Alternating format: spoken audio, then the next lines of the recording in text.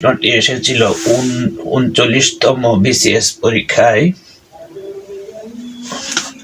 তাহলে আমরা প্রথমে জেনে নিই সরল মুনাফা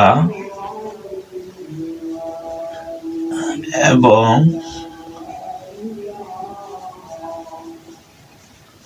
চক্রবৃদ্ধি মুনাফার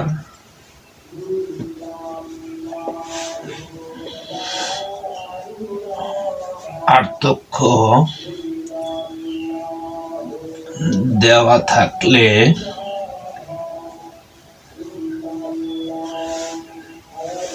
আমরা লিখতে পারবো, এই সূত্রটি লিখতে পারবো। পার্থক্য সমান হচ্ছে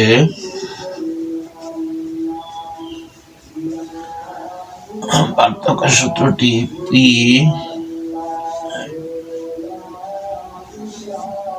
আর বাই 100 n, এই সূত্রটি আমরা লিখতে পারি। তাহলে এখানে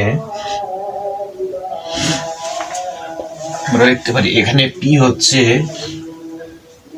হইল মূলধন। তাহলে মূলধন এখানে কত আছে? মূলধন আছে আমাদের 1000 টাকা। আর হচ্ছে হার হলো হার কত আছে? হার আছে 10%। এন হচ্ছে সময়, আরে সময় হইল কত? সময় হচ্ছে 2 বছর। 2 বছর। তাহলে আমরা এখন মানগুলো বসিয়ে দিলেই সমাধান পেয়ে যাব। তাহলে পি সমান হচ্ছে 1000,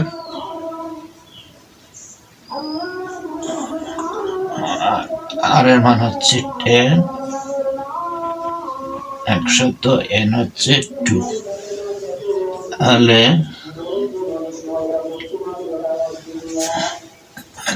যেহেতু 10-এর উপরে স্কোয়ার আছে, তাহলে আমরা লিখবো 10, লিখবো 2 বার।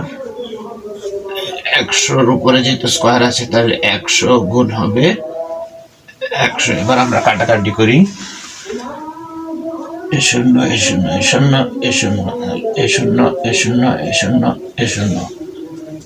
তাহলে আমরা পেলাম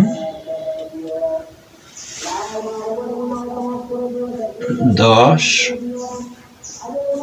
টাকা হয়ে গেল সমাধান। তাহলে আমরা সরল মুনাফা এবং চক্রবৃদ্ধি মুনাফার পার্থক্য দেওয়া থাকলে পার্থক্য সূত্রটা হবে P into R by 100 whole to the power n। এই সূত্র ব্যবহার করে আমরা সরল মুনাফা এবং চক্রবৃদ্ধি মুনাফার পার্থক্য নির্ণয় করতে পারি। তাহলে এখন আমরা আরো এই নিয়মের আরো একটি অঙ্ক দেখব।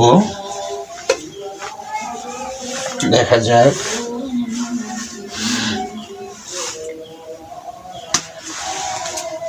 প্রশ্ন: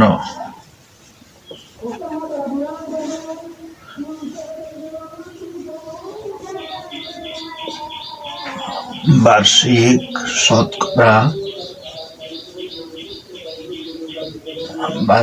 শতকরা 5% হারে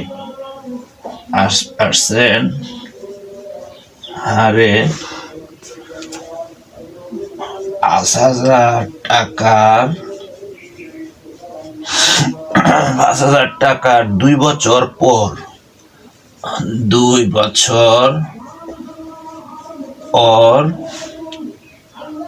সরল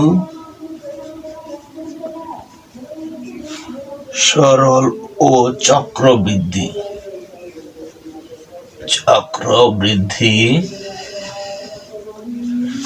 সরল ও চক্রবৃদ্ধি মুনাফার পার্থক্য কত? মুনাফার পার্থক্য কত? এটা এসেছিল 17তম নিবন্ধন পরীক্ষায়। 17তম নিবন্ধন পরীক্ষায়। তাহলে আমরা জানি যে সরল মুনাফা, সরল ও চক্রবৃদ্ধির মুনাফার পার্থক্যের সূত্র জানি আমরা। কি জানি? আমরা জানি পার্থক্য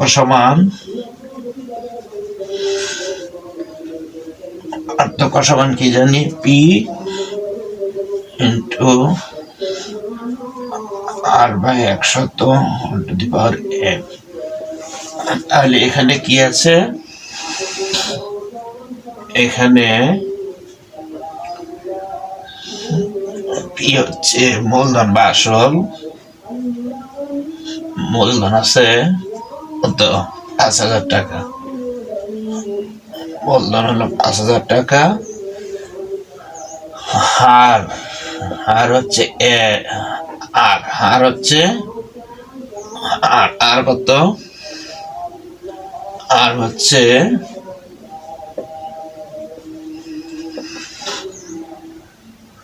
5%। এন সময়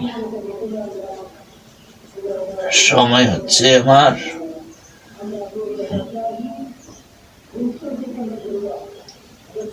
2 বছর।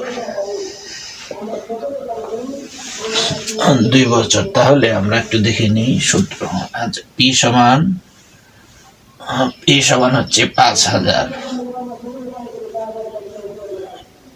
আর হচ্ছে 5,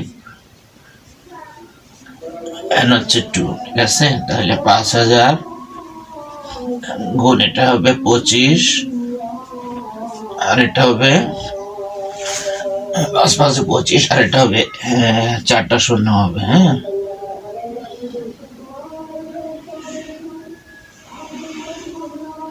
আর শূন্য। তাহলে আমরা লিখতে পারি এই শূন্য এই শূন্য এই শূন্য এই শূন্য এই শূন্য এই শূন্যকে দিতে পারি। তাহলে আমরা এখন এটা দ্বারা গুণ করলে 5 5 25 হয় 125 ভাই হচ্ছে 10। তাহলে আমরা এটা দ্বারা এটার ভাগ করলে কি হয়?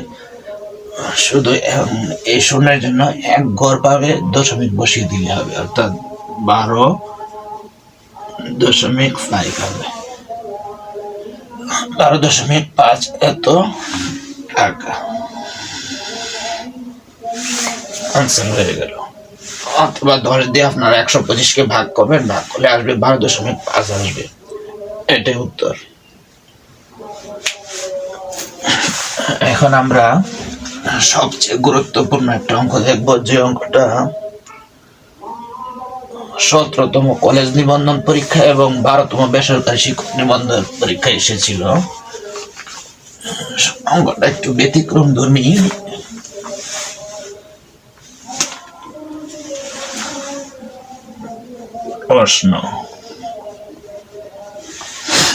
প্রশ্নটা হচ্ছে 4% হার সুদে 4% হার সুদে 4% হার সুদে কোনো টাকার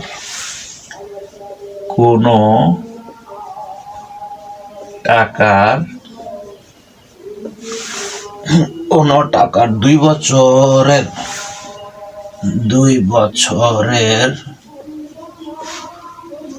সরল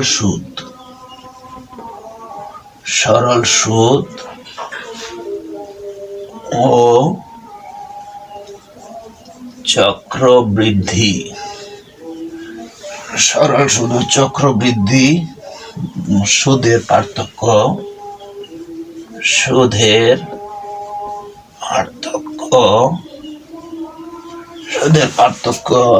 1 টাকা হলে মূলধন কত? এই প্রশ্নটা এসেছিল 17তম কলেজ নিবন্ধন পরীক্ষায়। 17তম কলেজ নিবন্ধন পরীক্ষায়। তাহলে এখানে আমাদের বের করতে বলছে মূলধন কত, মূলধন বা আসল কথাটা বের করতে বলছে। তাহলে আমরা জানি যে সরল মুনাফা চক্রবৃদ্ধি মুনাফা সুদের পার্থক্যের একটা সূত্র জানি। তাহলে আমরা সূত্রটা কি জানি?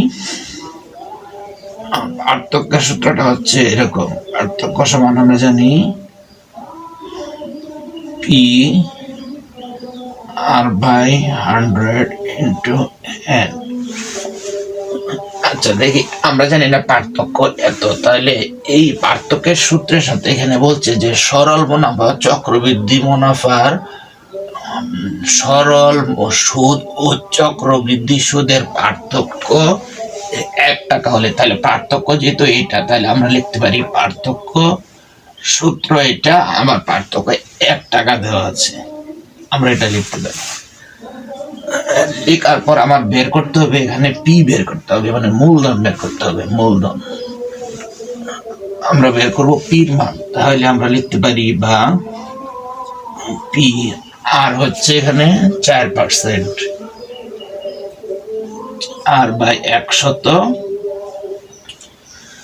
আর সময় আছে 2 বছর 1, বা আমরা লিখতে পারি পি সমান 4 4 16, আর এখানে আসবে 120, ঠিক আছে, এটা আসবে সমান আসবে 1।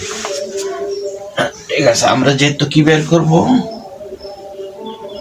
পির মান বের করব, এই জন্য আমরা এখানে লিখবো, আমার এটা নিচে চলে যাবে 16 বাই, এটা নিচে চলে যাবে। তাহলে আমরা লিখতে পারি পি সমান কি লিখতে পারি 1, এটা উল্টিয়ে যাবে, বাই হবে 16। তাহলে আমরা যদি কাটাকাটি করি এখন কি হবে, 16 দ্বারা এটাকে ভাগ করি, তাহলে কত আসে দেখি, 4 দিয়ে ভাগ করলে আসে 25,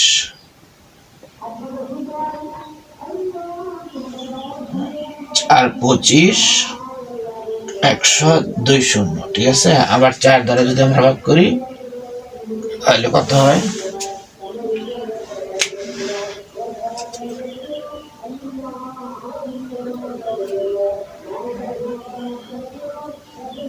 আমরা এটাকে 4 দ্বারা ভাগ করলে আসবে 625, 4 তার পাশে 20 শূন্য, 4 8 10 শূন্য, 24 26, এটাই হবে। তাহলে এটা হবে কাটলে 625, তাহলে হবে 625, এটাই হবে আনসার।